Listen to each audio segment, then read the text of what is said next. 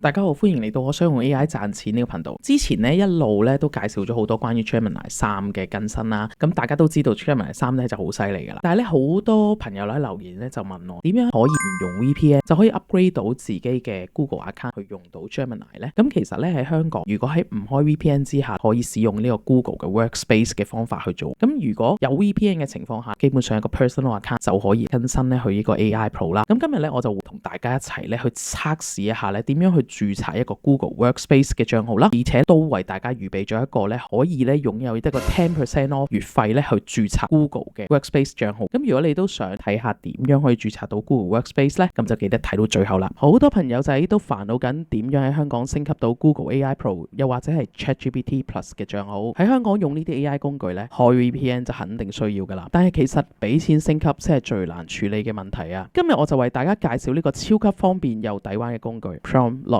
大家可以喺入邊買到 Google AI Pro 同埋 ChatGPT Plus 嘅帳號，有啲價錢仲要好平添。記得咧買翻呢個獨立嘅帳號，咁就可以放心使用啦。不過記得即使買咗獨立帳號咧，都唔可以用自己用開嘅嗰個 account 噶。平台咧係會提供一個新嘅 account 俾大家用噶。只要你持續去俾錢咧，個 account 係可以一直用落去噶。而除咗 AI 工具，入邊仲有唔少嘅工具都可以用優惠價去購買嘅。最緊要入我個優惠碼 AnyDeep 就可以獲得5% 嘅 discount 噶啦。連結我放咗喺下邊 info box 入邊。不過要提大家，即使俾咗錢買呢啲帳號，都係要開 VPN 噶。都希望大家可以方便咁用到最新嘅 AI 工具啦。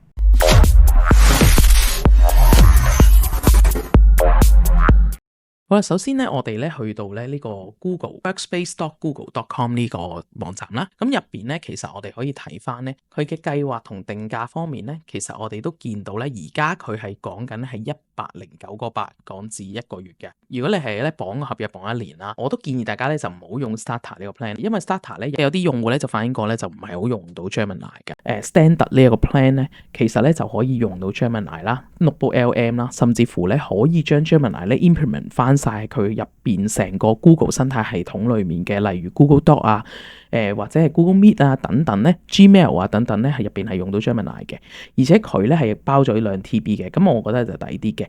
任何人咧，其實佢入到去咧都會有頭3個月嘅7折嘅。咁但係我自己計過咧，即係頭3個月7折咧係，如果你買12個月咧，其實係會慳咗咧差唔多係再平到1個月嘅。咁我陣間喺個 info box 上面咧會有一條 link 啦，咁大家可以經嗰條 link 註冊咧，就可以攞到一個10% off。咁所以就大家唔好錯過啦。咁我哋入到嚟呢度咧，其實就見到咧可以免費試用14日嘅。咁我而家就會同大家高呼一下啦。咁 Starter 咧就頭先我都講過啦。咁因為本身 Google Workspace 咧，其實就係 for 一啲公司咧，佢去註冊一啲電郵，係用翻佢自己嘅一個公司 domain 咁去做㗎。有一啲人咧，可能佢唔係為咗 AI 而去裝呢個 plan 嘅時候咧，其實佢就可能有機會咧就直接用翻 Starter 就 OK 㗎啦。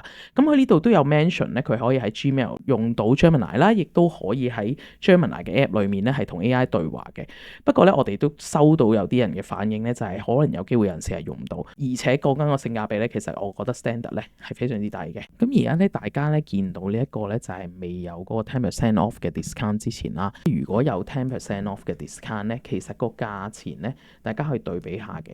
咁我而家咧係冇開 VPN 嘅，咁啊直接就去用翻一個冇 VPN 嘅情況係點樣嘅。而家去 start 個 trial， 因為佢有14日嘅，咁到時如果唔 OK 咧，我就可以取消咗佢嘅。喺呢個 Workspace account 咧裏面，其實佢同平時我哋去開一個新嘅 email 有咩分別咧？其實就唔可以用一個 personal 嘅 account。譬如我而家本身有個 personal 嘅 account 啦，咁我哋咧就係需要 create 一個新嘅帳號嘅。咁首先咧，我哋會有個 business name 啦。咁我一陣間就會講多啲，佢仲需要買多一個 domain 嘅。咁我求其俾個名佢啦。係啦，咁就咁啦。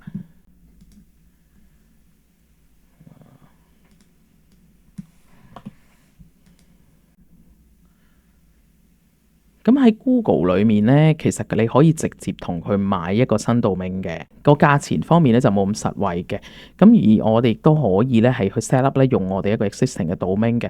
咁買 domain 咧，大家如果咧喺嗰個方便程度嚟講，大家可以考慮譬如話 GoDaddy 啦。又或者係Namecheap 啊呢一啲啦，咁佢哋咧基本上直接咧就連到，或者 Cloudflare 呢啲咧，其實佢都可以直接咧喺 Google 嗰度咧就連結到嘅。咁但係如果你想買一啲 .com.hk 或者 .hk 咧，咁我自己個人咧我就用緊 Hosting Speed，入面用咗好多年㗎啦。咁咁就佢基本上第一年佢註冊呢啲 .com.hk 或者 .hk 嘅嘅 domain 咧，其實都係99蚊嘅啫。咁我覺得可以大家考慮去試呢個啦。咁我今日就示範下啦，可能我就買咗呢一個 domain 先啦，係啦。咁買 domain 咧，佢係需要咧一係根據個人嘅身份證註冊咧，又或者係咧根據你個商業登記啦、護照啦等等唔同嘅團體咧去註冊嘅。咁大家就 follow 翻嗰個資訊就得噶啦。等我買咗個 domain 之後咧，我哋就會再繼續噶啦。A few moments later，咁買完個 domain 之後咧，大家就可以將個 domain 咧就跟住呢個 form 咧就填翻落去啦，就寫翻自己嘅 domain 係咩啦。然後咧佢就會問你咧係咪用呢個 domain 去 set up 個 account 啦。咁你就跟住 go ahead 就 OK 噶啦。咁呢度咧呢個位咧就係咧為你嗰個 domain 咧就 create 咗一個email address 先嘅。咁留意翻啦，即係唔好 create 超過一個啦，因為每一個咧其實佢都會獨立收費嘅。咁呢度呢啲我就唔 click 啦，因為費事收佢嗰啲宣傳嘢啦。咁記得 set 翻個 password 啦。咁呢度咧，大家咧就記得揀翻一個 annual plan 啦，咁啊最抵㗎啦。咁佢已經有一個 10% off 咧，去做12個月嘅。揀咗個 plan 之後咧，就跟翻啲資料，填翻啲 contact 資料或者 payment 資料就 OK 㗎啦。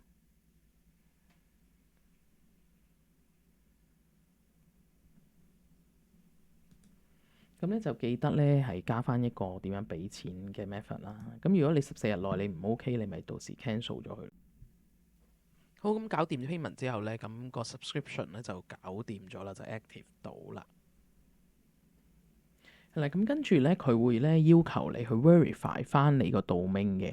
咁你撳 get start 啦，咁跟住咧你揾翻咧你個 domain 嘅 hosting 啦。咁你可以見到咧，如果大家咧簡單啲咧，即係唔使咁複雜嘅話咧，可以考慮用翻以下呢一啲唔同佢而家 list 收咗嘅呢一啲地方咧，去買一個 domain 嘅。咁你咧就唔需要，因為基本上就係撳掣，即係 next 咁就得㗎啦。咁因為我就買緊 .hk 啦，.hk 咧就比較麻煩啲嘅，佢就係香港得某幾間可以買嘅啫。咁之前 GoDaddy 都可以，但係唔知點解而家係唔得嘅。係啦，不過如果你係買 .com 啊或者 .co 啊等等嘅咧，咁你大家就可以考慮咧，真係直接用翻，譬如話 GoDaddy 啊。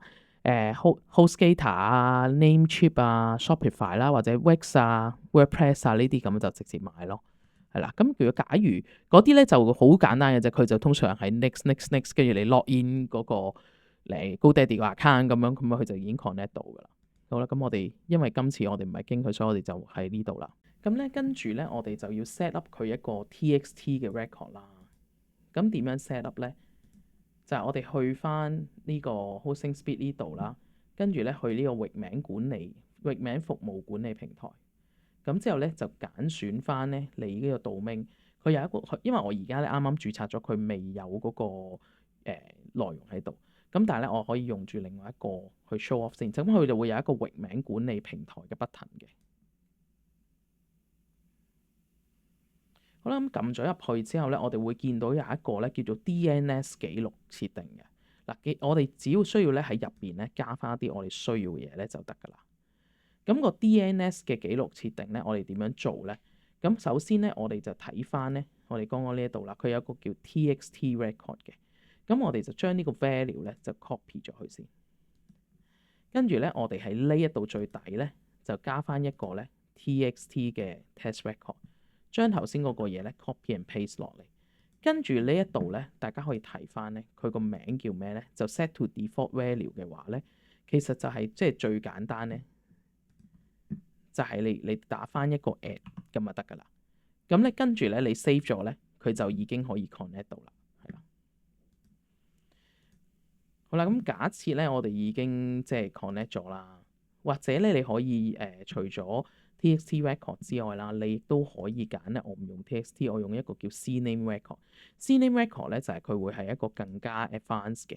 咁亦都有之後咧，佢亦都會叫你 set up 埋一個叫 MX record 啦。因為 MX record 係攞嚟做咩咧？就係佢可以連結你嘅電郵嘅。電郵就係用 MX record。TXT record 咧，佢就係幫你咧將個 server 咧係同呢個 domain 咧 connect 埋一齊嘅啫。係啦。咁好啦，咁跟住咧，當我哋已經填好晒嘅時候，我哋就 confirm 啦。咁佢就會開始 verify 嗰個 domain 嘅 setting 㗎啦。咁因為而家我係未個 domain 係未 activate 啦。咁但係即係我都要 show 俾大家睇大概個流程就係頭先咁樣做法。咁如果 once ready 佢就會話successfully connect 咁樣㗎。咁我哋就 log in 咗頭先啱啱新註冊嗰個，咁你見到咧，我哋已經係好快咁就入咗嚟呢一個 Gemini 嘅 account 啦。咁而家咧，我哋已經係完整地咧可以開到一個新嘅 Gemini 去用啦。咁大家可以留意啦，佢亦都有 Notebook LM 啦。咁 Notebook LM 咧，我一路都冇乜點講嘅。其實 Notebook LM 咧係一個真係超級好用嘅嘢嚟嘅。咁佢咧除咗你話可以 upload 唔同嘅 PDF 啊、website 啊、YouTube 啊，或者係啲 audio 啊、slides 啊等等嘅 document 俾佢咧，佢可以幫你 analyze 完之後咧，你亦都可以咧同佢做幾樣嘢啦。一係咧就直接同佢做一啲問答啦。當佢係一個機械人，佢會裝翻入邊嘅一啲內容同你去溝通啦。另外咧，佢亦都可以幫你出一個俾你學習嘅一個 study guide 啦，或者係一個 briefing 嘅 document 啦，甚至乎咧幫你做一啲 FAQ 啊、timeline 啊等等嘅。佢亦都可以咧，最近咧亦都可以咧係做埋一啲 slide 啦、podcast 啦。podcast 就暫時佢都仲係得英文啦，國語都 OK 嘅。咁所以大家咧就會好多人咧就攞佢嚟咧，譬如話學習啊，或者係咧去分析翻公司嘅一啲內容啊，做一啲嘅 PPT 啊等等啊。咁呢一個都係一個非常之好用嘅一個 item 嚟㗎。當你申請咗 Workspace 嘅賬號咧，咁就可以直接喺度用。係啦，咁因為我都有其他嘅 business account 啦，因為頭先嗰個就 demo 俾大家睇，我都會 cancel 咗佢嘅。咁首先咧，今日就係重點就係講緊註冊嗰方面啦。咁你升級咗之後咧，其實大家咧可以入翻去咧，我會建議大家去咗應用程式呢個位先嘅，因為咧你會喺應用程式呢度咧，你可以去開通翻，譬如話呢個咧而家我開通咗啦，咁你亦都可以開通翻你自己 Google Workspace 嘅。咩意思咧？就係話我開通完之後咧，佢就可以 read 到我呢一個 account 入邊嘅 Google Workspace 嘅呢一啲嘅app 啦，咁可以令到咧你個 AI 咧更加容易去 access 到你嘅資訊啦。好啦，咁今日咧我就好簡單咁樣咧，同大家 go through 咗咧點樣去註冊我成個 Workspace 嘅一個 process 啦。我亦都為大家咧係同 Google 爭取到一個咧 10% off 嘅一個 discount 嘅。咁大家可以喺 info box 度利用我條 link 咧去註冊咗試玩咗先。咁而買 domain 嗰度咧，其實我建議如果大家真係唔係咁熟悉嘅話咧，其實就直接可以用 GoDaddy 啦，又或者係 Cloudflare。除非你真係好似我咁，你真係好硬性規定要有一個 .hk 或者 .com.hk 嘅 domain 啦。如果唔係嘅話，其實真係可以用翻 GoDaddy 啊、Cloudflare 啊或者 Wix 啊呢一啲去買嘅。而買咗之後咧，其實就直接用翻頭先嗰個步驟啦，就撳 next 咁樣咁跟翻去要求嘅步驟咧，就可以連結到啦。一連結到咧，其實就直接可以用翻你個 account 咧去使用翻 Gemini 嘅 app 噶啦。咁其實除咗咧使用 Workspace 之外咧，我自己個人嚟講咧，我都係比較推薦咧係開 VPN 嘅。咁但係無奈咧，真係好多朋友同我講佢哋唔想開 VPN 啦。點解我會咁 recommend 開 VPN 咧？因為開咗 VPN 之後咧，你唔需要特登去買一個 domain 抌落去啦，呢個第一啦。maintain 個 domain 咧，其實每年咧都要使一嚿錢啦，亦都同時間咧，你買個 domain 係仲貴過買個 VPN 啦，因為 VPN 都係幾蚊一個月嘅啫。咁我就 recommend 大家可以考慮啦。咁亦都可以考慮咧，我咩都唔搞啦，就用翻我之前介紹過嘅可能 from login 去買另一個 account 去用啦。呢個亦都係可行啦。我自己個人咧就會用翻 personal 嘅 account 去開一個 VPN，只要你唔係 .hk 嗰啲 domain 去開嗰個 Gmail， 用翻 gmail.com 嗰啲 account 咧，咁你基本上開 VPN 嘗試註冊一個 AI Pro 嘅 account 咧，你唔單止可以用到 Gemini 嘅 app 或者係 Nano Banana 呢一啲嘅工具啦，你亦都可以咧用到 Google 嘅 Flow 啊、Whisk 啊呢一啲咁樣嘅 Google Lab 嘅新工具，比起 Workspace 咧係更加划算嘅。咁今日咧我哋介紹咧就去到呢度啦，歡迎大家就 share 我呢條片咧俾一啲想註冊 Google Workspace 嘅人啦，加入我嘅群組啦，去獲取一啲免費課堂啦，同埋一啲獨家嘅 AI 資源㗎。群組咧係免費加入㗎，大家就唔好錯過啦。而咧大家留言話俾我聽咧，你哋會 prefer 用 Google Workspace 啊，定係開 VPN 去使用㗎？咁啊記得咧 subscribe 我嘅 channel 啦，撳埋個鐘仔啦，咁就唔會 miss 咗下次出片啦。今日影片咧就去到呢度啦，我哋下次見，拜拜。